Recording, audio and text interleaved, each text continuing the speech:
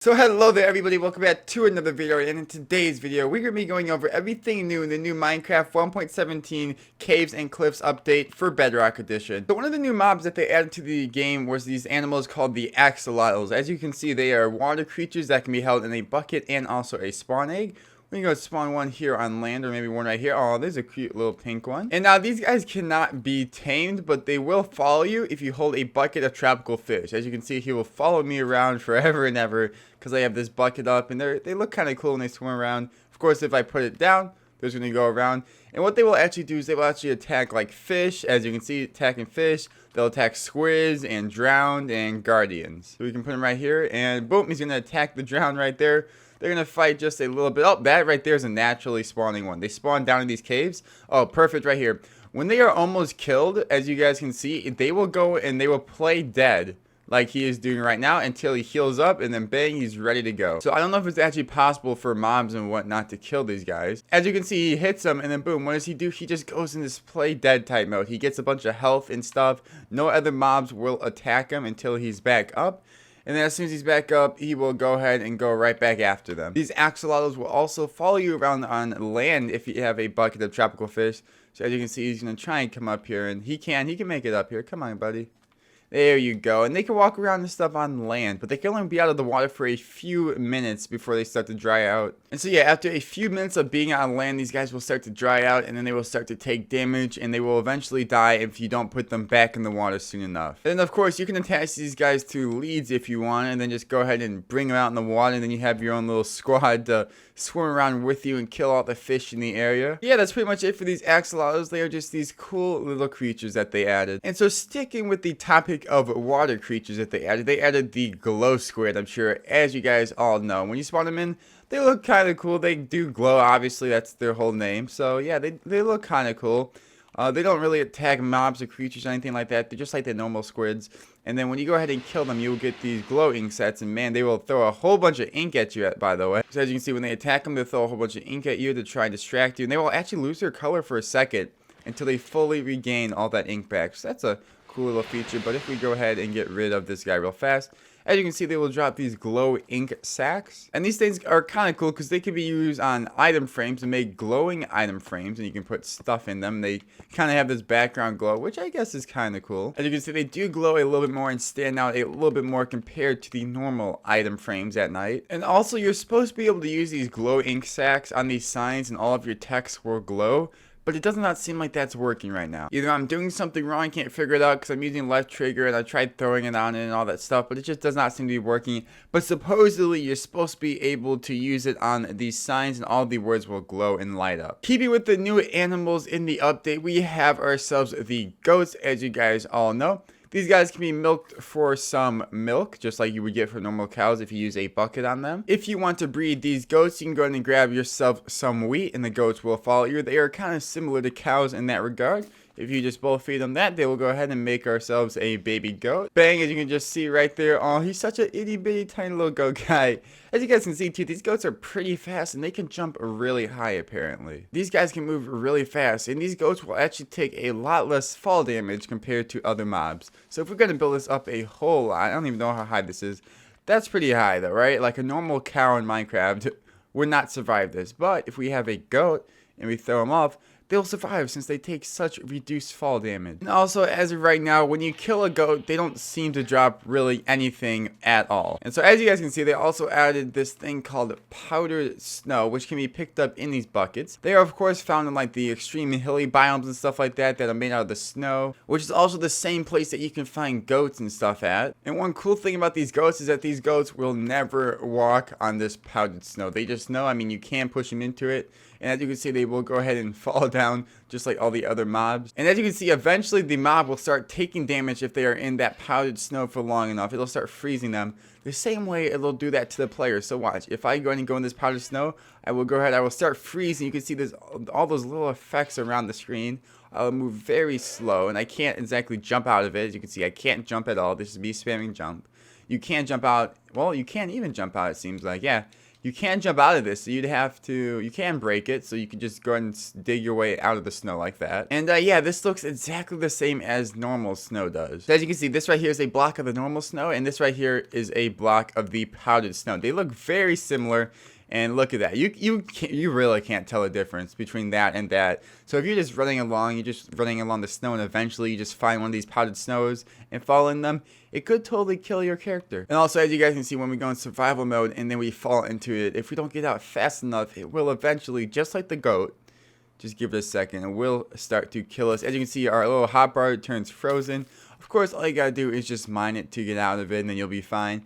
But it's kind of a little cool thing that you can actually freeze to death in Minecraft now. So one of the cool new blocks and stuff like that everyone's excited about is these amethyst crystals and these geodes. Now these can be most easily found in the ocean. They'll just have this thin layer of this basalt on it. Then they'll have some calcite. I don't know if that's how you say that. And then below that, then you have yourself your amethyst blocks. And boom, as you can see, there they are. We're going to blot that up. And there's our amethyst. This little block, we have ourselves these amethyst clusters that actually grow on the walls of these caves. And yeah, they just look really cool, and also they make a really cool noise if you actually walk in it, so listen closely.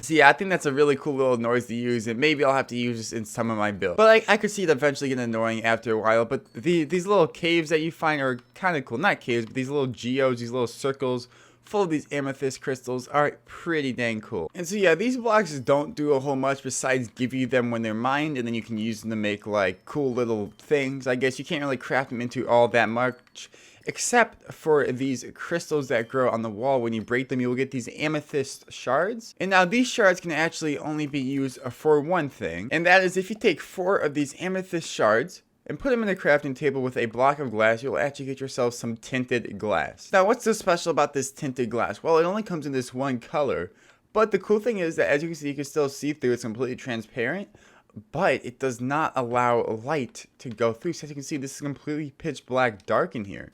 When we put it towards, you can see how much it lights up, and when it's away, it's completely dark in here. Any mob can spawn in here, and it actually looks really kind of cool when it's dark like this. And so as you can imagine, if you're making like farms and stuff like that, especially mob farms, you could just straight up build them out of all of this glass if you wanted to. And it would just be all dark, but you could see through and see everything inside. So yeah, really quite cool, especially if you had like, let's say a mob spawner in there and you just had a bunch of tinted glass. It would be completely dark, but yet you could still see through, which I think is a really kind of cool thing that you can do with these amethyst shards. So the next new block is going to be this copper ore block. Now these blocks can be found down in caves and everything else like that, just like normal. And when you mine the block, you will get this raw copper. You put this raw copper right here into a furnace and you get yourselves a copper ingot. And you could take these ingots and you can make yourselves blocks of copper just like this right here. But one cool thing is that if you leave the copper outside and you don't touch it for a while, like you have to leave it for quite a while, it will eventually turn into this oxidized copper. Now this is one that's been weathered a little bit longer than this one, I believe. I'm not exactly sure on how the stages go, but if you leave it for a while, it'll eventually turn green and become oxidized. So if you don't want it to become oxidized like this right here and have it look all ugly and stuff like that, if you just like this color, if you have a piece of honeycomb, you can actually use it in a crafting table and you will get yourself a waxed block of copper, which is this right here. And this right here will never ever change color. This will always stay like this compared to just the normal block of copper that will eventually start to weather and look like that. And of course you can make stairs, you can even make slabs out of these things as well. And of course there's a whole bunch of variations of like cut copper where it looks like blocks and stuff like that. There's just tons and tons of variation in colors. As you can see, when I open my creative inventory, there's a lot of different cuts and colors and stairs and slabs of this kind of stuff. But one kind of cool thing too is that if you do have all these copper blocks and they end up getting oxidized like this, if you use an axe and you just use left trigger on it, you can actually go ahead and sit there and scrape off the oxidation, I don't know how you say it. How you ever want to say it, you go ahead and scrape it off until it goes back to a normal block. So I guess right there you can see all 4 stages of the oxidization. They also add this thing called a lightning rod that when it rains and it thunderstorms, it will attract lightning. As you can see, it's kind of sort of working in the rain. You can see little sparkles and stuff coming off of it. If you just sit here and give it a second. I don't know if, yeah, as you can see a little sparkle right there of electricity, I guess. So boom, as you can see right there, the lightning rod actually attracted that piece of lightning, and it gave off a little pulse of redstone to this lamp right here. So yeah, that's just proof that it works, and also that it gives off a quick little redstone signal. So I guess it can be used to make something cool, maybe? I don't know. So one of the things that they went ahead and did is they went ahead and retextured the iron blocks and the gold blocks and the coal, and also we have our copper ore right here. And now when you mine them, you will actually get these little chunks or these little pieces of raw material, or the raw gold, the raw iron and stuff like that.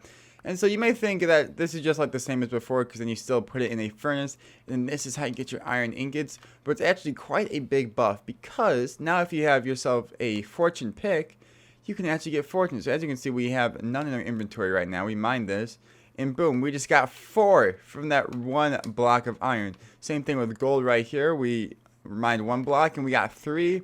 And then copper right here, we mined 1 block, and we ended up getting 6 copper. And then of course you put this in the furnace and it smelts it into the ingots that you want. They also added these things called deep slate blocks, which happens when the ore is super down low, like in the world and stuff like that, and becomes this kind of distorted color. They have it for diamonds and iron and copper and all that stuff. But I was just looking, just because it looks kind of cool. It seems to function the same exact way as all the other blocks. You just mine it and get your stuff. It seems like fortune doesn't work though on these deep slate blocks. So I guess that's the thing, that you can now find deep slate blocks, and they're just the same as the other ores. You get the same stuff, except for fortune doesn't work on them, I guess. Kind of a weird thing. I don't really get that much, but yeah, they have that again, like I said, for all of those other blocks. They have a deep slate version. I just think for diamonds, it looks really cool. It adds them like this little black kind of look on them, which I think is pretty cool. And so now, speaking of those deep slate blocks, those deep slate blocks are actually all of these blocks that are right here. This is all deep slate that you can find anywhere below y=16 in the world. And yeah, they don't do anything besides be decorative. Like, you can make some crazy stuff. Like, this is some polished deep slate, some cool kind of blocks. You can make polished slabs. You can make fences off of it. So yeah, it's kind of cool. You can make these little walls. So yeah, they just spawn really low. They don't do a whole lot besides look cool. That's it. That's literally all they're used for, is decorative. They also add this cool thing called the spyglass. I know this doesn't actually even look like Minecraft anymore. This is like some kind of mod that I add to the game, but I promise you I didn't. If you can use it making copper, and yeah, all it does is it super zooms in on stuff. So that car right there, you get super close to see it. You can see stuff, I guess, that's far away. So let's see. Whatever that is right there. Oh, that's sugarcane. Oh, there's a village over there. Whereas when we're zoomed out, you really can't see it. But then when we go and zoom in, we can see it. So it does have somewhat of a use. And it is kind of cool. But I don't think it's like super game-breaking, amazing or anything like that. But it's just, I guess you could say, a cool little thing that if you want to have it, you can have it. Look, I wasn't able to see those pumpkins from all the way over here. But now I can. And also, your character looks kind of funny holding it up. As you can see, he looks just like he just got his hand up looking at it. It's now, obviously, being the cave update, they added a whole bunch of cool little new things to caves, such as there's a glow lichen that's on the wall, and it's just like kind of a light torch. As you can see, just slightly lights it up, but it's naturally spawning in the caves. Like, I didn't place any of this stuff right here. And now the rest of the stuff in my hotbar is stuff that's actually not yet coming out. This will only be used in the next Caves and Cliffs update, which is the holiday season of this year. So we have things like these moss blocks and stuff like that, and this flowering stuff, and we have these drip leaves and small little drip leaves. All right, all this stuff, as you can see, we can kind of build it up. None of this stuff is actually obtainable in survival mode right now. This is only in creative inventory. None of this stuff is actually in the caves on this update, but on the next update, all this stuff will be in these caves and all these blossoms and stuff like that. Anyways, getting back to one of these things, the pointed dripstones are actually kind of cool. They can be put down on the ground like this, and then when you fall onto it, or a mob falls onto it, they will actually take quite a bit of damage. Not only that, but when the tops of these are broken, they will actually fall, and they will do damage to whatever mob is below them. So I feel bad for doing this to Mr. Sheep, but as you guys will see, the farther that they fall and the bigger that they are, the more damage they will do. And they will also drip a little bit of water off of them, but as you can see, we can just break one of these, and boom, that'll hit the sheep. They don't do a crazy amount of damage, but 2 of them from not that far of a distance is more than enough to kill a sheep. So one of these cool things about these dripstone blocks is if there is something like water above the block, it will actually sit here and it will drip out water, as you can see. And if you're going to put a cauldron underneath it, it will slowly over time begin to fill up this cauldron with water. And it doesn't actually use the water from the top. So essentially, if you only had 1 block of water, you could turn it into 2 sources of water from just using this dripstone. And so, you know, that's cool and all, but when it starts to get really cool is that when you place a bucket of lava above these, it will actually drip out lava into the cauldron, and over time this cauldron will eventually be filled up with lava. Yeah, that's right. You have essentially an infinite lava source, which is not something that we've ever been able to do before. I can already think of all the farms and stuff like that I can make with these infinite water and lava sources that we can have at our disposal. And boom, as you can see like that, it just filled up with lava, and now we have ourselves a cauldron of lava from this one source of lava up here. So yeah, that is really quite cool. And alright guys, that is going to be it for the video. That was just a quick little look at all pretty much the new big things that they added. I know that wasn't every single little detail, but for the most part, that covered just about all the new stuff that they added. So if you made this far, thank you guys for watching again another video. Make sure you guys like, subscribe, and comment. And I'll see you all in the next one. Peace out, everybody!